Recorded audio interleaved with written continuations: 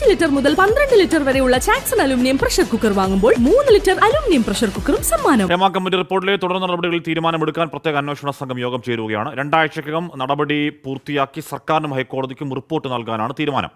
Crime branch മേധാവിയാകും തുടർ നടപടികളിൽ തീരുമാനമെടുക്കുക. ഹേമ കമ്മിറ്റിക്ക് മുമ്പാകെ ലഭിച്ച സാക്ഷിമൊഴികളിൽ സ്വമേധയാ കേസെടുക്കാൻ കഴിയുമോ എന്ന കാര്യം ഇന്നത്തെ യോഗത്തിൽ ചർച്ചയാകും. എല്ലാ മൊഴികളിലും കേസെടുക്കാൻ കഴിയില്ലെങ്കിലും പോക്സോ കുറ്റകൃത്യങ്ങളിൽ സ്വമേധയാ കേസെടുക്കുന്നതിൽ തീരുമാനമെടുത്തേക്കും.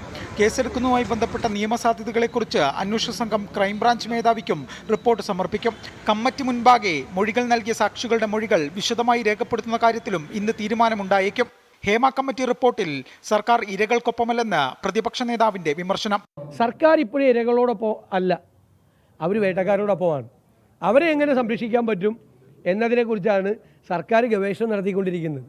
ഇതൊരു സ്ത്രീ വിരുദ്ധ സർക്കാരാണ് എന്ന് ഓരോ ദിവസവും തെളിയിച്ചുകൊണ്ടിരിക്കുന്ന കാര്യങ്ങളാണ് സർക്കാർ നടത്തിക്കൊണ്ടിരിക്കുന്നത്. 15 ദിവസത്തിനകം നടപടികൾ പൂർത്തിയാക്കി സർക്കാരിനും ഹൈക്കോടതിക്കും റിപ്പോർട്ട് സമർപ്പിക്കാനാണ് അന്വേഷണ സംഘത്തിന്റെ തീരുമാനം. ഇതുവരെ സ്വീകരിച്ച നടപടികളുടെ സമ്പൂർണ്ണ വിവരങ്ങൾ അടങ്ങുന്നതാകും റിപ്പോർട്ട്. 24 തിരുവനന്തപുരം.